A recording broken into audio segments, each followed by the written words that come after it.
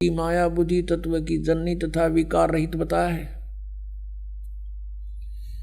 वह शक्ति अंबिका कही गई है, उसको प्रकृति, ये प्रकृति शब्द याद रखना, ये दुर्गा के लिए है। यहाँ पर गीता जी के अध्याय नंबर 14 के श्लोक 3, 4, 5 में जब आपको दास दिखाएगा ब्रह्मा विष्णु महेश की उत्पत्ति, वहाँ कोड वर्ड है ये, वहाँ दुर्गा के विषय में कहा है प्रकृति के, ये प्रकृति मेरी पत्नी है, मैं इसके पेट में बीज स्थापित करता हूँ गर्भ में, जिससे सबकी उत्पत्ति होती है। काल बोल रहा है गीता को। सर्वेश्वरी और त्रिदेव जननी, तीनों देवताओं की माता, और नित्या और मूल कारण भी कहते हैं। सदाशिव द्वारा प्रकट गई उस शक्ति की 8 भुजाएं हैं, अष्टंगी। अब मैं तुमसे कहूँ चिताई, त्रिदेवन की उत्पत्ति वाई, माँ अष्टंगी पिता निरंजन। जिसको ये सदाशिव कहते हैं ना, ये सदाशिव ये है वो काल, वो शिव रूप धारण करके प्रकट हो जाता है अपने पुत्र का रूप बना करके। उसकी 8 भुजाएं हैं, शक्ति के 8 भुजाएं हैं। नाना प्रकार के आभूषण उसके श्री अंगों की शोभा बढ़ाते हैं। अब प्रकृति है या प्रकृति जो सारे 8 हथियार रखती है, वो उसकी 8 भुजाएं हैं और अनेक प्रकार के अस्त्र शस्त्र धारण करती है। एकाकिनी होकर भी वह माया संयोग वसात अनेक हो जाती है। जैसे 3 रूप और बनाए थे इसने, सावित्री, लक्ष्मी और पार्वती के। जो वे सदाशिव हैं उन्हें परम पुरुष ईश्वर, शिव, शंभु और महेश्वर कहते हैं। अब यहाँ क्लियर होगा इसका। अब ये हम 101 पर आगे पढ़ते पढ़ते 101 पृष्ठ पर रुद्र संहिता, और ये 6वां 7वां अध्याय चल रहा है। वे अपने सारे अंगों पर भस्म रमाए रहते हैं। उन काल रूपी ब्रह्म ने, हो गया क्लियर, वो काल रूपी ब्रह्म है, ब्रह्मा विष्णु महेश का जो पिता है, दुर्गा का पति है। काल रूपी ब्रह्म ने एक ही समय में शक्ति के साथ, नाथ नहीं है, शक्ति के साथ शिवलोक नामक क्षेत्र का निर्माण किया था। उस उत्तम क्षेत्र को काशी कहते हैं। वे प्रिया और प्रियतम रूप, वे दोनों पति पत्नी के रूप में शक्ति और शिव, दुर्गा और ये काल रूपी ब्रह्म जो परमानंद स्वरूप है, उस मनोरथ क्षेत्र में नित्य निवास करते हैं। आगे देखो, देवर से एक समय उस आनंद वन में रमण करते हुए शिवा और शिव के, दुर्गा और काल के मन में यह इच्छा हुई कि किसी दूसरे पुरुष की भी सृष्टि करनी चाहिए, कोई संतान उत्पन्न करनी चाहिए, जिस पर यह सृष्टि संचालन का महान भार रखकर हम दोनों केवल काशी में रहकर स्वेच्छा अनुसार विचरें और निर्वाण धारण करें। ऐसा निश्चय करके शक्ति सहित सर्वव्यापी परमेश्वर शिव ने, काल रूपी ब्रह्म ने अपने वाम भाग के 10वें अंग पर अमृत मल दिया, यानी पति पत्नी व्यवहार किया। फिर तो वहां से एक पुरुष प्रकट हुआ, यानी पुत्र। यहां देखिएगा 102 पृष्ठ पे।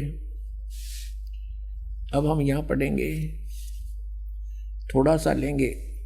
शिव ने कहा, उस उत्पन्न बालक से कहा, शिव ने कहा, वत्स बेटा, व्यापक होने के कारण तुम्हारा विष्णु नाम विख्यात हुआ।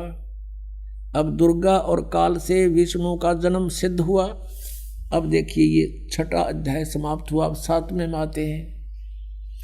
ब्रह्मा जी कहते हैं देवर से, तत्पश्चात कल्याणकारी परमेश्वर सांब सदाशिव ने, यानी उस काल ने पुर्गा से संयोग करके जैसे विष्णु उत्पन्न किया, पूर्ववत प्रयत्न करके मुझे अपने दाहिने अंग से उत्पन्न कर दिया। अब पुण्यात्माओं, अब कोई शंका रही आपके कि कौन है इनका दादा, कौन है इन सब की उत्पत्ति का जानकार? और परमात्मा बिना सर्वज्ञ नहीं हो सकता, सबको जानने वाला केवल कबीर इज गॉड। अब यहाँ पर 2 तो कंसेप्ट क्लियर हो गए कि विष्णु और ब्रह्मा की उत्पत्ति होगी इस काल से और दुर्गा के संयोग से, ये इनके पुत्र। अब तीसरा रह गया शिव। अब यहाँ अनुवाद करता विचलित हो गया। मूल संस्कृत पाठ में सही लिखा है, अब इसने अनुवाद करता केवल हिंदी है, इसमें इसने यहाँ गड़बड़ी कर दी। सोचा कि शिव से शिव की उत्पत्ति लिखूंगा तो मैं पागल कहूंगा, इसने वो टाल मटोल कर दी। परमात्मा कहते हैं चोर चुरावे तूंबड़ी और गाड्डे पानी में, वो गाड्डे हुआ ऊपर आओ न सच्चाई छनी ना। एक चोर ने तुम्बा चुरा लिया, सूखा तुम्बा, ये मतीरा हुआ अगर जैसे पेट तुम्बा होता है, बहुत बड़ा एक फल होता है, वो सूख जाता है, उसके अंदर से बीज निकाल देते हैं तो वो सूख कर बिल्कुल एक गेंद जैसा हो जाता, अच्छी बड़ी गेंद जैसा। उसने चुरा कर उसने सोचा पानी में लुको दे, छुपा दे, वो गोता मारे और पानी में नीचे छोड़ का और ऊपर आ जाए उससे ही पहले। तो कहते हैं चोर चुरावे तूंबड़ी गाड्डे पानी में, वो गाड्डे वो ऊपर आवे न सच्चाई छानी ना। अब आपको दिखाते हैं ब्रह्मा विष्णु महेश से अन्य है जो इनका पिता है। अब देखिएगा वही रुद्र संहिता, ये वही शिवपुराण है, संक्षिप्त शिवपुराण 110 पृष्ठ पे रुद्र संहिता चल रहा है। अब यहाँ हम 9वें अध्याय में आगे लास्ट में, इस प्रकार ब्रह्मा विष्णु तथा रुद्र इन 3 देवताओं में गुण हैं, परंतु शिव गुणातीत माने गए हैं। रजगुण ब्रह्मा, सतगुण विष्णु, तमगुण शिव, ये भी सिद्ध हो गया इन तीनों में गुण है, परंतु वो शिव यानी सदाशिव, ये काल रूपी ब्रह्म, ये इन तीनों से अलग है। यहाँ पे रुद्र शब्द लिख के इन्हें फेर गड़बड़ी कर दी, इन्हें सोचेंगे रुद्र तो अलग है कोई, आगे इसका कंसेप्ट और क्लियर कर दिया।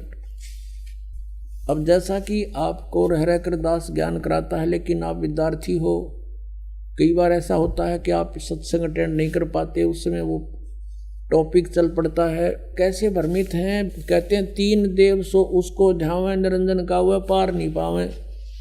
ऋषि मुनियों ने परमात्मा प्राप्ति के लिए वेदों को पढ़ा, ओम नाम को पूर्ण परमात्मा का मान लिया, ब्रह्म को सुप्रीम गॉड मान लिया, हठ योग किया, ओम नाम का जाप किया, लेकिन कुछ भी हासिल ना हुआ। तो जैसे क्या हुआ, समाधि लगाते थे, मेडिटेशन करते थे, समाधिस्थ हो जाते थे। तो ये काल कैसे छल करता है, किसी को ब्रह्मा के रूप में दर्शन दे देता है समाधि दशा में, तो वो कहता है Brahma is God, Brahma is God, Brahma ही परमात्मा है, तो छुपाए बैठे अपने आप को, मैंने समाधि में देख लिया ये तो भगवान है। अब इससे ब्रह्मा जी की प्रभुता होगी, ब्रह्मा जी के भी चौड़ी काख होगी कि मैं भगवान हूँ। उधर से ये काल क्या करता, किसी दूसरे ऋषि को विष्णु जी के रूप में दे दिया दर्शन, अपने पुत्र विष्णु के रूप में। उसने सब जगह ढिंढोरा पीट दिया कि ये खुद मालिक है, ये पूर्ण परमात्मा हजरो अमर है, यही सर्व शक्तिमान है, यही 3 रूप बना लेता है, ये विष्णु इज गॉड। इस बात से विष्णु जी फूल गए, आई एम गॉड। किसी को अपने पुत्र शिव के रूप में दर्शन दे दिए तो उसने शिव जी को सर्वेश्वर बता दिया, महेश्वर मृत्युंजय काल सर्वेश्वर बता दिया। इसी बात के भ्रम से एक बार ब्रह्मा ने कहा विष्णु जी को जा करके, मैं तेरा बाप, तू खड़ा होकर मेरा सत्कार नहीं करता। विष्णु जी कहते मैं तेरा बाप, तो मेरी नाभि कमल से उत्पन्न हुआ है। ब्रह्मा कहता मैं सारी सृष्टि का रचने वाला हूँ, तू मेरा पुत्र है। इस बात पर गुट बाज गया, दोनों का झगड़ा हो गया। तो जब काल ने ब्रह्म ने देखा कि ये तो लड़ मरेंगे, उन्होंने उसके बीच में एक पिलर खड़ा कर दिया, तेजों में स्तंभ। ये लड़ना छोड़ गए, उसकी ऊपर नीचे ढूंढने लगे, खोज करने लगे इसका एंड कहाँ है। कहीं एंड ना मिला, ब्रह्मा ने झूठ बोल दी। वो तो एक लंबी कहानी हम बताते हैं। फिर क्या हुआ कि ये काल आ गया सदाशिव रूप में, अपने पुत्र के रूप में प्रकट हो गया, शिव के रूप में, और इन दोनों से कहा कि यू आर नॉट गॉड, तुम परमात्मा नहीं हो, तुम्हें भ्रम हो गया, तुम अपने आप को ईश समझते हो, इस तुम्हारी ये फड़क निकालने के लिए, भ्रम निवारण करने के लिए मैं आया हूँ। इसके लिए आपको विद संस्कृत दिखानी पड़ेगी। या शिव पुराण देखिएगा, ये प्रथम भाग है शिव महापुराण हिंदी टीका सहित। श्री शिव महापुराण विद्या अवरिधि पंडित ज्वाला प्रसाद जी मिसरकृत हिंदी टीका सहित, खेमरा श्री कृष्णदास प्रकाशन बम्बई। इतने से अब हम इसमें थोड़ा सा लिंक देखेंगे। एक बार ब्रह्मा और विष्णु का युद्ध हो गया। अब यहाँ इसके 11 पृष्ठ पे विद्वेश्वर संहिता भाग 1 अध्याय 6 में नंदीकेश्वर बोले। नंदीकेश्वर यानी शिव का वाहन बताता है। इस काल रहता है इन्हीं रूप में। हे योगेंद्र, आगे एक समय विष्णु भगवान शेष शैया पर अपने गरुड़ादि पार्षदों की संयुक्त लक्ष्मी सहित शयन करते थे, विश्राम कर रहे थे। उस समय ब्रह्म ज्ञानियों में श्रेष्ठ ब्रह्मा जी अपनी इच्छा से वहां आए और सब प्रकार सुंदर सेज पर शयन करते हुए कमल लोचन विष्णु जी से पूछने लगे, तुम कौन हो? मुझे देखकर अभिमानी पुरुष के समान शयन करते हो, सोए पड़े हो। हे वत्स, हे बेटा, उठो, देखो मैं तुम्हारा स्वामी आया हूं। ब्रह्मा जी बोले, बेटा खड़ा हो, देख मैं तेरा स्वामी आया हूं। आए हुए गुरु को देखकर जो अभिमान करता है उस द्रोही मूर्ख का प्रायश्चित होना उचित है। यह सुनकर विष्णु जी के अंतर में तो क्रोध हुआ,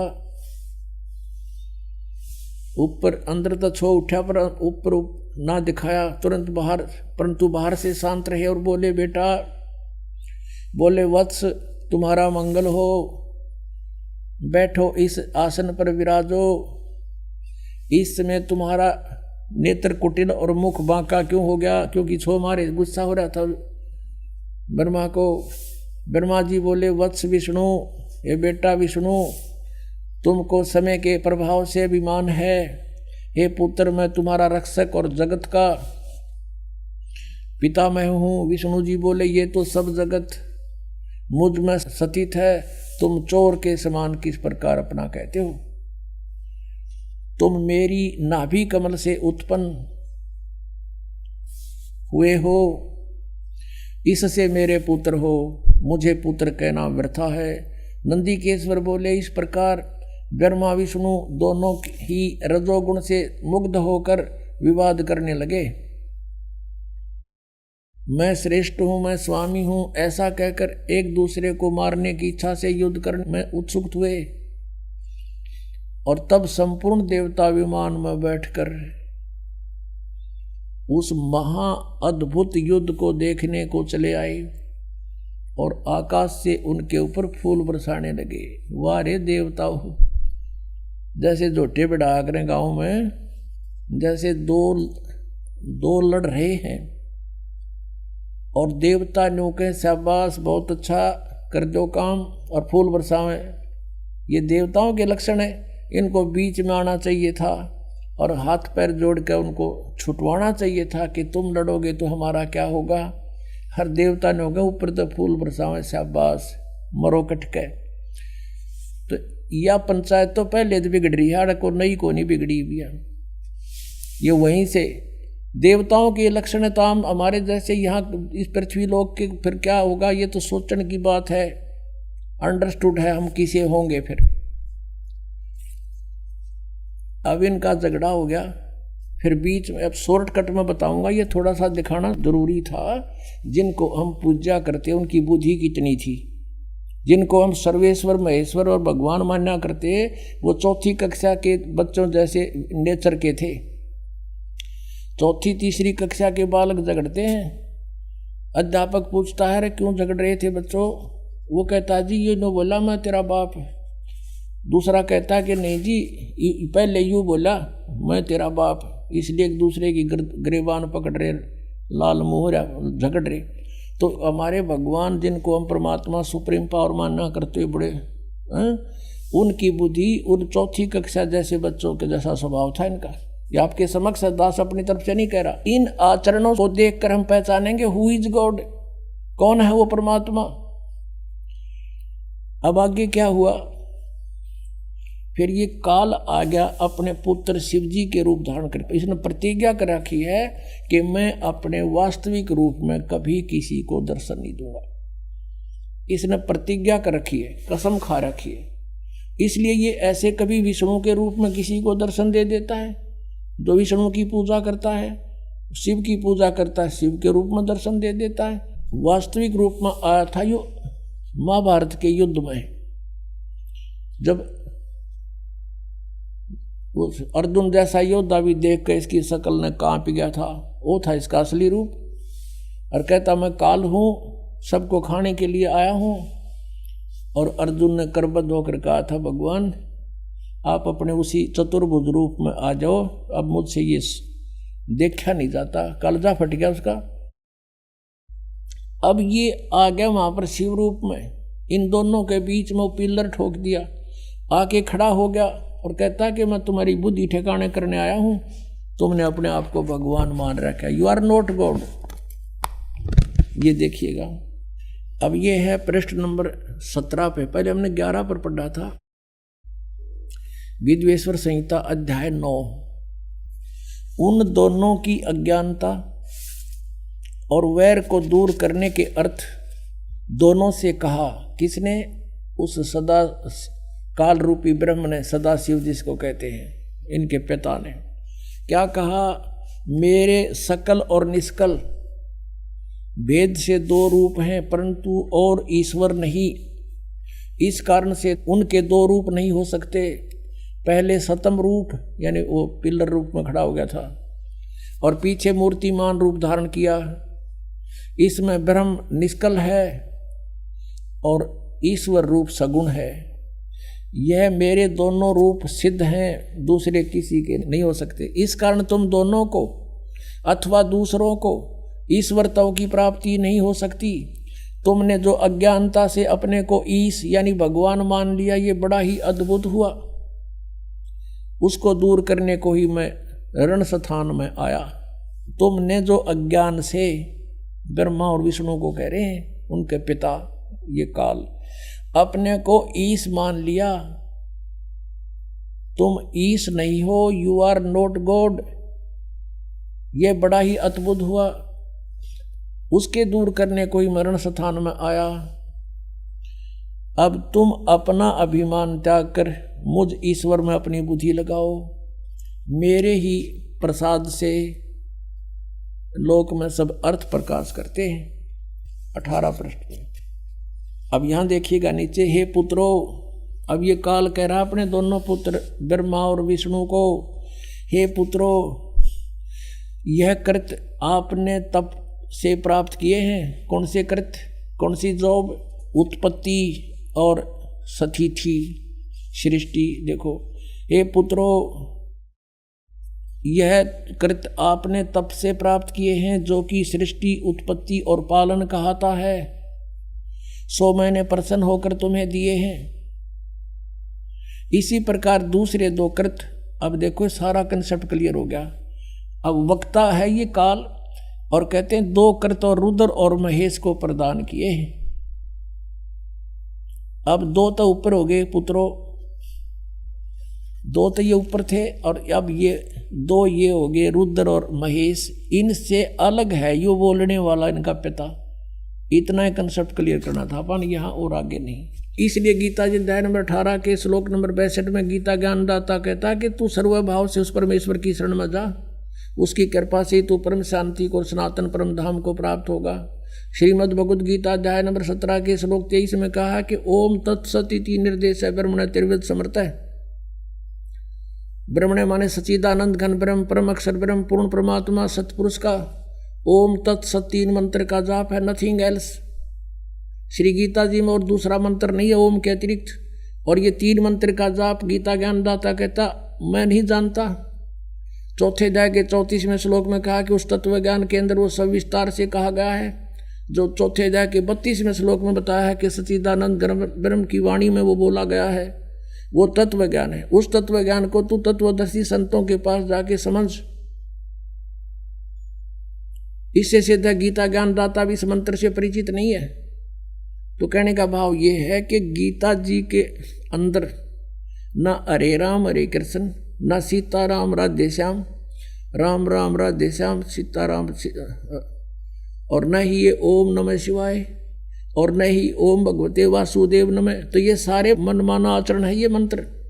गीता जी अध्याय नंबर 16 के श्लोक नंबर 23 में कहा है कि शास्त्र विधि को त्याग कर जो मनमाना आचरण करते हैं उनको कोई लाभ नहीं होना, ना उनको सुख हो, ना उनकी गति हो, ना उनको कोई सिद्धि प्राप्त हो, यूजलेस।